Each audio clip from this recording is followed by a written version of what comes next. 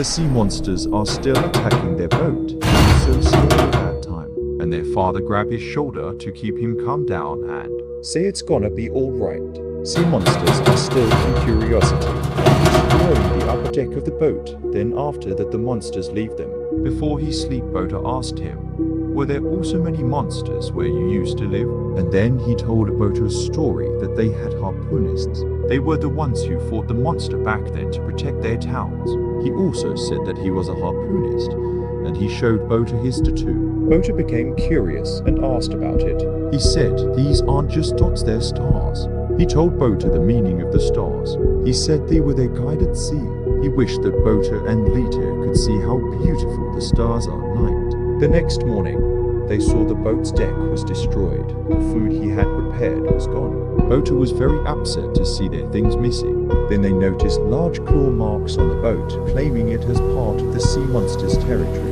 Bota's father said they needed to repair it quickly. He asked if he could go to the ruins by himself to find parts for the repair. His father didn't agree to him. He said there were many monsters hiding even during the daytime. Bota and Lita were forbidden from entering any ruins until they turned 70. Bota and his father argued. His father told him, "I'm doing this to keep our family safe." Bota was very disappointed. He only wanted to explore the ruins. His father said they were stuck in the middle of the ocean, trapped there. He knew they were just like goldfish in a jar. Then Lita saw something birds flying in the distance. They were shocked to see them and decided to follow the birds.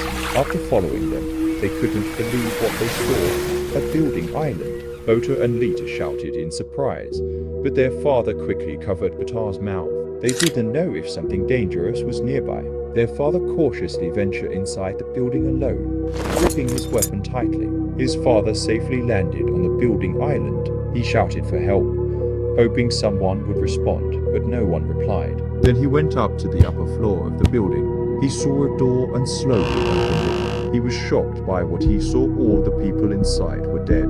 Meanwhile, Bota and Lita were smiling, hoping to finally see other people besides themselves. Suddenly, Bota saw someone drowning in the water. While Bota's father continued searching for supplies, he found a box, but instead of food or tools, it was filled with explosives. The hole in the wall looked strange, like something had forced its way in. He looked outside and saw large claw marks, just like the ones on their boat. He had a bad feeling that something was coming. Then he heard Lita scream. Bota's father rushed back to the boat and asked Lita if she's all right. "What are you doing?" asked Bota. Then he looked closely and shouted, "That's not a person." He quickly grabbed Bota and Lita. The sea monster was silently watching them from beneath the water. Then suddenly, he emerged and attacked the boat. One bite destroyed almost half of it. He held Bota and Lita tightly, trying to keep them safe. The sea monster, with a human-like face, stared directly at them. The sea monster swallowed the entire boat and slammed it on the surface of water. Bota and Lita and their father were thrown into the water as the boat was destroyed. Then the monster swung its massive tail, attacking everything. The debris from the boat and even Bota, Lita, and their father were thrown through the air and crashed into the building. After that, they woke up outside the building. Their father checked on Bota, he was fine. Then Bota checked on Lita, she wasn't hurt, just fainted. But their father was badly injured, stabbed in the stomach by a metal bar. He told Bota to take Lita and run. With tears in his eyes, Bota carried Lita and ran as fast as he could, away from the danger. His father knew he had to do something. Just as he finally got it out, the sea monster appeared. They locked eyes, man and monster, staring at each other. The sea monster's skin seemed to burn under the sunlight, but it didn't care. It stared at Bota's father and noticed the metal bar still lodged in his stomach. Then, suddenly, it lost interest in him. Its eyes shifted. It saw Bota running in the distance. His father shouted, "Run faster!" The sea monster was now chasing after them. Bota saw an entrance up ahead. He ran as fast as he could, but the sea monster was catching up. Thinking quickly, Bota jumped through the entrance just in time. The sea monster used its tentacle-like limbs to search for Bota and Lita. It paused, as if it could sense them nearby. Then one of its tentacles curled into a shape like a drill. The monster began attacking relentlessly, smashing everything with its drill.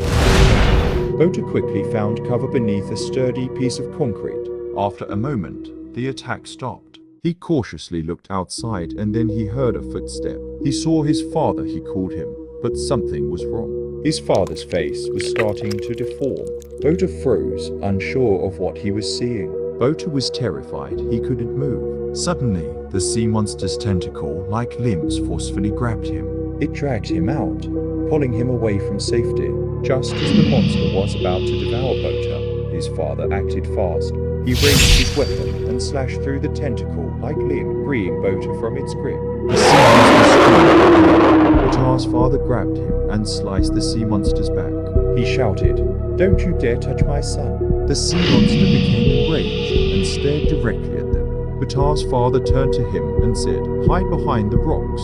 Bota worried about what might happen to his father. His heart pounded as he watched the monster draw closer. He dashed forward to attack the sea monster. Luckily, he dodged his strike just in time. With fierce determination, he slashed at its right arm again and again. The monster let out a deafening scream of pain. He leapt onto the sea monster's back, gripping tightly as it thrashed. With all his strength, he drove his weapon into its head. He plunged the weapon into the monster's head and dragged it downward, slicing deep into its flesh. The monster screamed and started fighting back.